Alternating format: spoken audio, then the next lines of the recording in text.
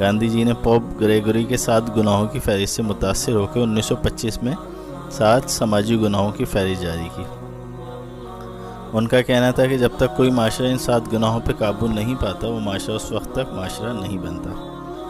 گاندھی جی کے بقول اصولوں کے بغیر سیاست گناہ ہے، کام کے بغیر دولت گناہ ہے، ضمیر کے بغیر خوشی گناہ ہے، کردار کے بغیر علم گناہ ہے، اخلاقیات کے بغیر تجارت گناہ ہے، انسانیت کے بغیر سائنس گناہ ہے، اور قربانی کے بغیر عبادت گناہ ہے۔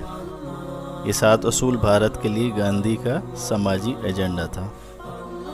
وہ خاتون مسکرائیں، مجھے تھپکی دی اور پھر پوچھا، کیا تم قائد اعظم محمد علی جناح کے 7 اصول بھی بیان کر سکتے ہو؟ میں نے مسکرا کے جواب دیا۔